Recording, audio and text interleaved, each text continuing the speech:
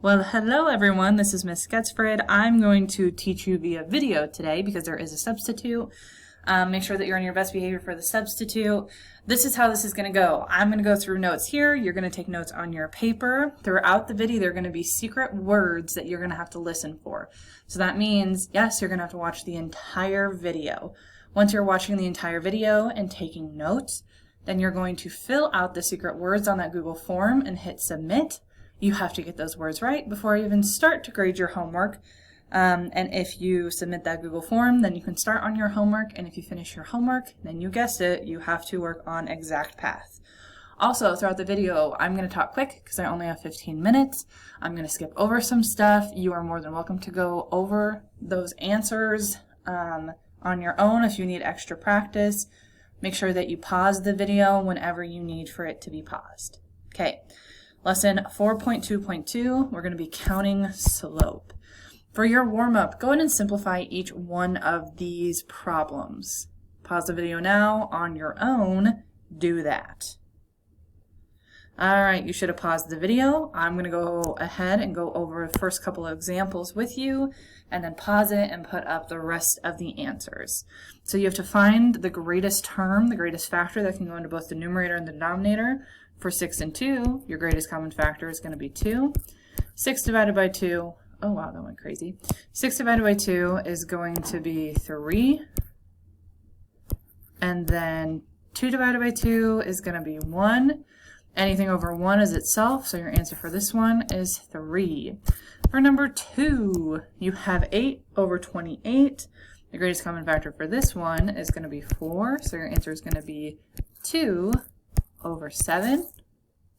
This is where I'm going to pause it, put up the answers, start the video again. Make sure that you did all of these on your own. Alright, here are the rest of the answers for you. Couple things to note. You have to pick the biggest term to be able to divide both the numerator and denominator by. If it is an improper fraction, meaning that the numerator is bigger than the denominator, for this lesson, you leave it. So it would be correct if the numerator, in this case 5, is bigger than the denominator, in this case 4. Moving on. A couple things that you need to know, a couple things that we already know, is that slope is rise over run. You haven't had this memorized yet? You need to. Basically meaning that the rise, we're talking about the y-axis. The run, we're talking about the x-axis. Another thing you need to know is the difference between positive and negative slope. Think of slope kind of like a mountain, or how steep a mountain would be. If this is your mountain, and I'm starting over here, and I'm going up the mountain, that is positive slope. If this is my mountain, and I'm walking down the mountain, then this is negative slope. Things to remember, you always have to go from left to right. So always go from left to right. Moving on. Here are 2 points. We're going to experiment to see if the pink dots and the black dots have the exact same slope or not. Remember, for slope, you're always going to see if you can simplify. Let's go ahead and do the black dot first. So I go from left to right. I have to go up 1, so that's going to be my rise, over 2, which is going to be my run. So for my black dots, my slope is 1/2. Over here, with my pink dots, I start from left to right. I have to go up 1, 2, so my rise is 2.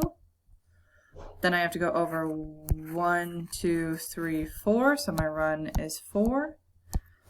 Always, always simplify it. In this case, you can. So you can divide by 2, divide by 2 to get 1/2. 1/2 does equal 1/2. So yes, the black and white dots have the exact same slope. Why? Because they're on the exact same line. Any points on the exact same line will have the exact same slope. These questions literally ask the exact same thing. I want you to do these on your own. I'm going to pause the video again, and then when I unpause it, you will have the answers. Okay? So in a moment, go ahead and just pause the video, but before you do that, actually do it and then we'll come back to it. All right, here are the answers for that. Go ahead and check over your answers. By the way, your first secret word that you have to fill out on your Google form is lamp. L-A-M-P.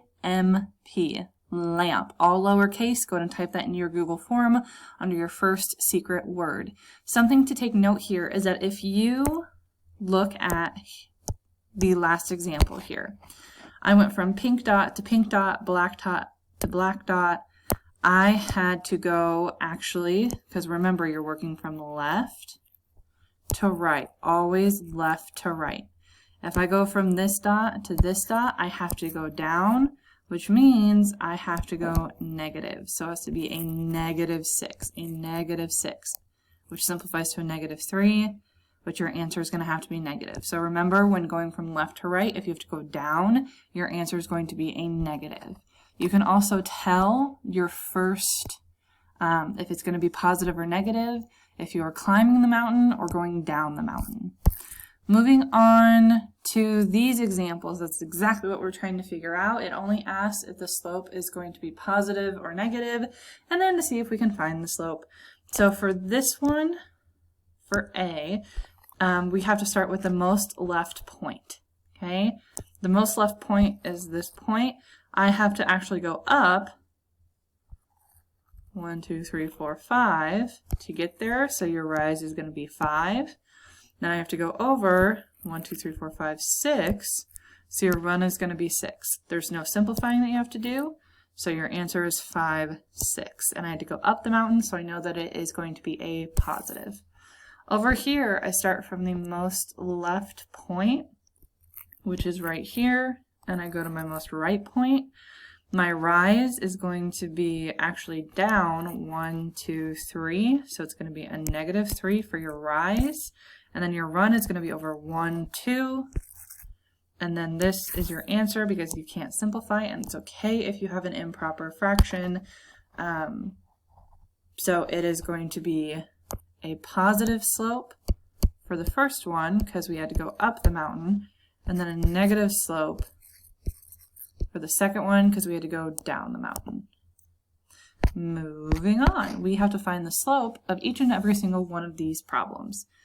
So for number 1, we have to go down 1, which means that it's going to be a negative rise, and we have to go to the right 1, 2, 3, 4, 5. We can't simplify, so that is our slope. Moving over to number 2. Hey, speaking of number 2, here is your second secret word. Your second secret word is lemon. L-E-M-O-N. Lemon for your second secret word. Here we're going from left to right. We have to go up 1, 2. So your rise is going to be 2, and then over 1, 2, 3, 4, 5, 6.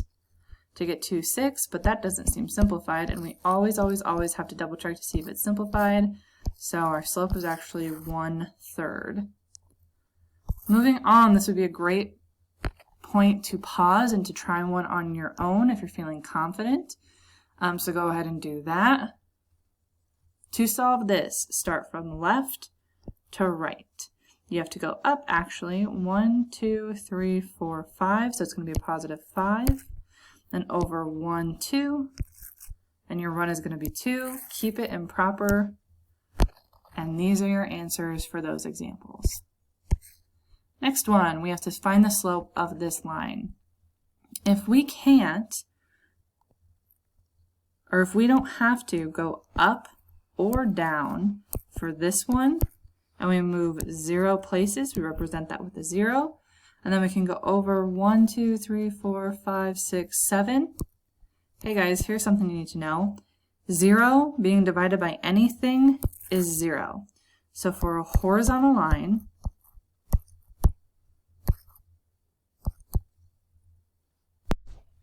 oops, spelled that wrong. For a horizontal line, your slope is always going to be 0. So if it's a horizontal line going from one end to the other, it is the slope of 0. if you want to find the slope of a vertical line, we could count 1, 2, 3, 4. So if we had to go like down -4, but then we don't have to move side to side and it's over 0. This is actually undefined. So the slope of a vertical line is going to be undefined.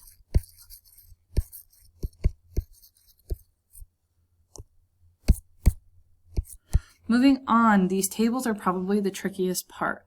What you're going to do is that you're going to find the difference or the change between the y to represent rise, and then you're going to find the change or the difference of x to represent run.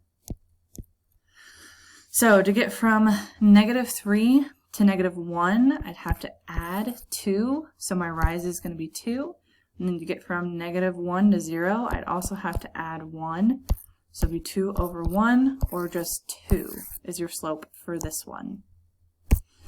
Moving on for number 9, remember that the y represents the rise, and the x represents the run, and you have to find the difference between the two.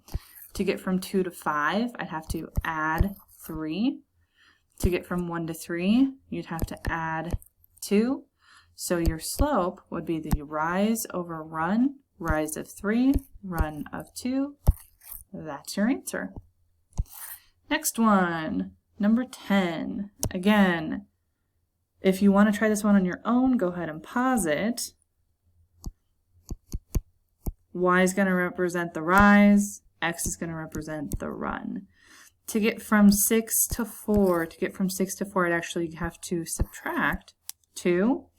To get from -3 to -2, I'd actually have to add 1. So your slope for this one is going to be -2, the rise, over +1, the run, or simplify it to just a -2. All right, that looks like the end of the notes. Remember, if you have questions, you can pause and replay whatever you need to. Your third and final secret word is blue. B-L-U-E, blue. Get started on your homework. Go print if you need to. Make sure to submit that Google form.